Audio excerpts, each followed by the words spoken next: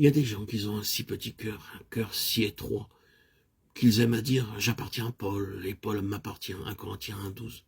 Ces personnes aimaient Paul, mais leur cœur n'était pas assez large pour aimer les autres. Paul écrivit à ses Corinthiens « Pourquoi dites-vous que Paul vous appartient? Suis-je le seul qui vous appartienne?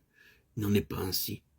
Non seulement Paul, mais Apollos et Pierre vous appartiennent, et non pas eux seulement, mais le monde entier, ainsi que tous les croyants vous appartiennent. Et non seulement le monde entier, mais la vie et la mort même vous appartiennent. Toutes choses dans le monde présent et dans le monde à venir vous appartiennent.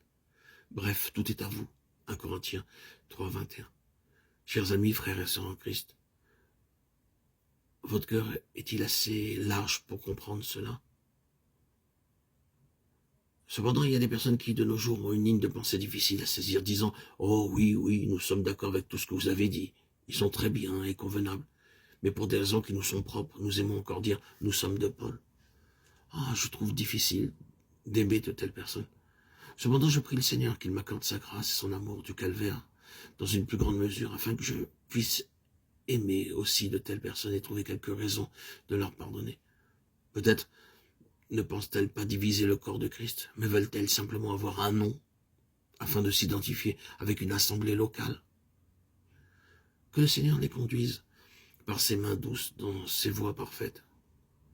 Nous avons tous besoin d'un cœur large, et à moins de cela, nous ne pourrons pas connaître la largeur, la longueur, la profondeur et la nature de l'amour de Christ et être remplis de toute la plénitude de Dieu. Éphésiens 3, 18, 19. Or, prions comme Jabez.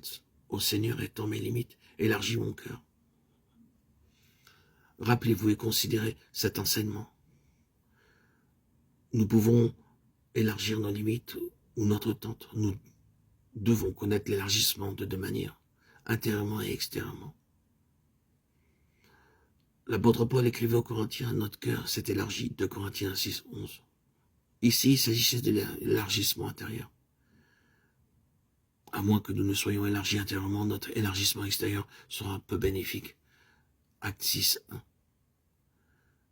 Avez-vous jamais demandé avec ferveur à Dieu de vous donner un cœur large?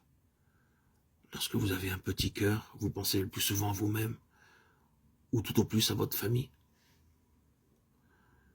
à votre cercle familial. De quelle dimension est le cercle des personnes pour lesquelles vous priez?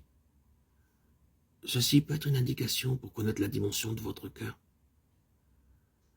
Certaines personnes ont un cœur si étroit qu'elles ne peuvent pas aimer beaucoup qui que ce soit. C'est pourquoi elles manquent de compréhension vers les autres et qu'elles se fâchent avec elles. Frères et sœurs en Christ, chers amis, bien-aimés, auditeurs, auditrices, que le Seigneur nous accorde à tous un véritable élargissement dans nos cœurs.